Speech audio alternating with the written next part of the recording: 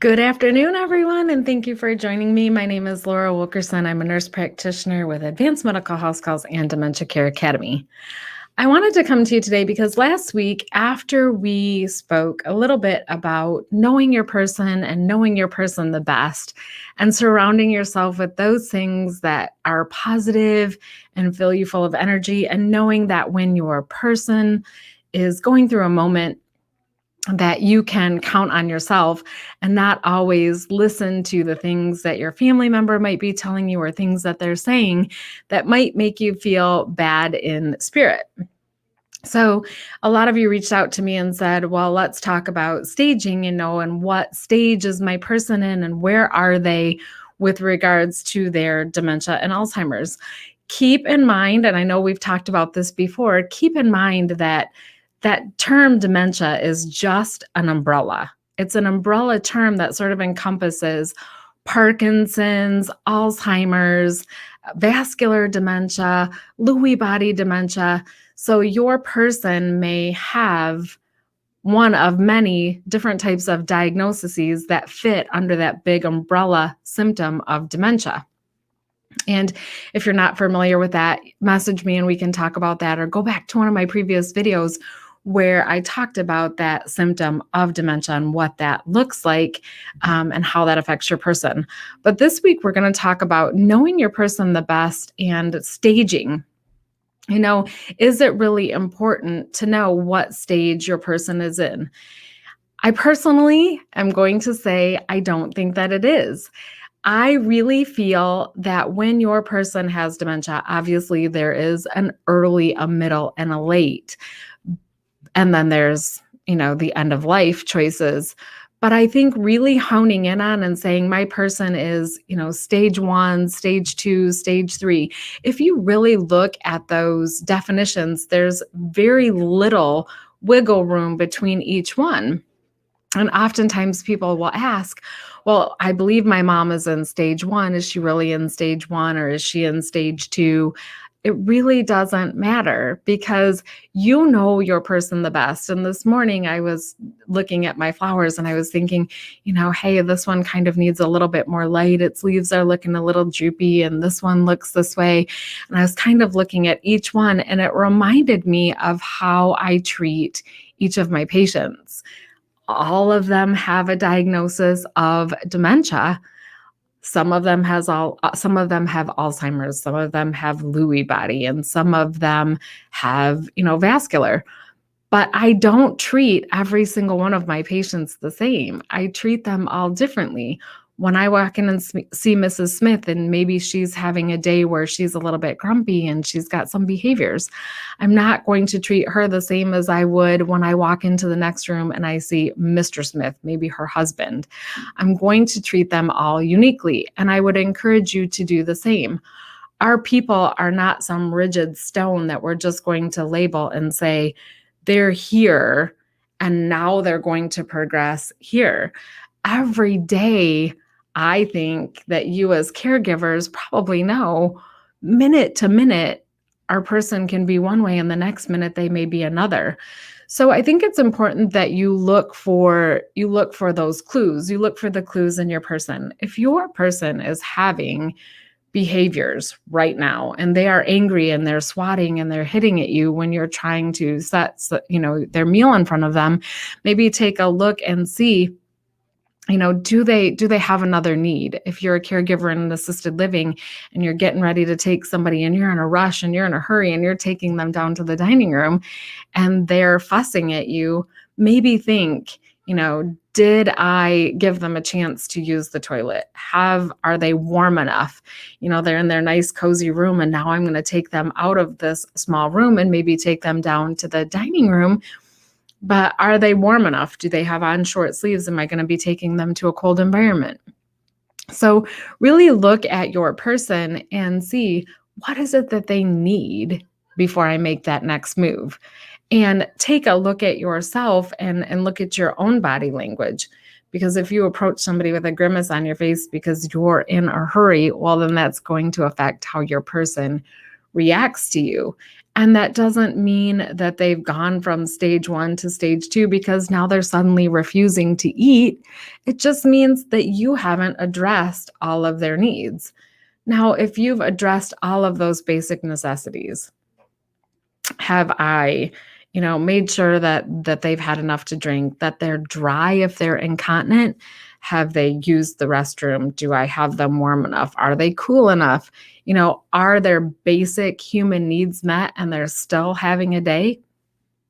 Maybe they're still just having a day and you just need to allow them to have their day. Maybe they didn't sleep well the night before. I'm really going to ask that, you keep those journals. I've said this time and time again. We try to recall events that have happened and we do our best. I myself keep a journal. I journal in it every single night. And there have been times where I've gone back and looked at things to see, have I made a mistake here? What did I learn here? I would never remember the fine details of that situation had I not written those things down. So if you're working with your person, whether it's your loved one or whether you're a caretaker in an assisted living, write it down, document it out. And then that way you can remember, okay, well, the last time that I tried to take Mrs. Smith down to lunch and she had a rough day, it was because she didn't use the toilet, or maybe she likes to brush her teeth before her meals. Everybody has their own little quirks, but paying attention to your person and knowing your person like you do because you're with them all of the time, knowing your person, you know them best. So focus on those things that you can do to assist them to be successful. If you know that your person doesn't like a ton of things on their plate, don't put a ton of things on their plate. Give them 1 or 2 choices and put their silverware in front of them and help them. If they're not able to do that by themselves, then let them do what they can and then assist them with the bites that they can't get. Or if they can't cut their meat and you put a piece of steak on their plate and you know that they can't cut it because they don't have that fine finger movement, well, then help them. But focusing on what stage your person is in, I really don't think is the most important thing that you could do, as much as knowing your person and knowing their little quirks and what types of things that they do and don't do. And focusing on those instead. I think that sets you up for a more successful day than taking the time to think about what stage your person is. Now, don't get me wrong. Yesterday I was having conversation and consulting with somebody, and she said that her mom was having urinary tract symptoms and that she suspected that her mom had a urinary tract infection. So we went over those symptoms and I would agree with her. Yes, she did. But there were some other things that with questioning that we started to talk about. Her mom was up there in age, over 90. She had been taking her mom back and forth to the hospital for some treatments. And upon further questioning, her mom had lost over 10 pounds in the past month. Now, all of these things kind of lead me to start that line of questioning with her, like, well, can you tell me a little bit about what your mom's advanced wishes were? And that's a delicate subject because, her mom is in what she would have considered one stage. But the way that I'm looking at it, I'm seeing her as she's approaching the end of her life and that her body is sort of shutting down. So as opposed to saying, well, my mom's only in stage 7, we can't possibly be at this point yet. Maybe, but all of the signs that you're telling me are pointing that she's at that late advanced stage. And we need to provide her some supportive services. Did your mom really want to go back and forth to the hospital? Was that something that she wished for? Did she want those treatments that you're getting for her? Does she want to be resuscitated if something happens to her? So we were able to have really good conversation, more focused around looking at her mom over the past couple of days and looking at her mom over the past month and looking at her over the past, 2 months and saying, okay, she's transitioning into another stage. And I sometimes think that that's more about what we should be focusing on, is how our person is transitioning back and forth, more like, a riverbed. They may be one way one day, but then as they flow through a day or even through a week, they can change. And it's important to pick up those little changes and notice those little changes so that we can adapt ourselves to them. More so that way than that rigid, my person is in this phase, this phase, this phase, and this phase.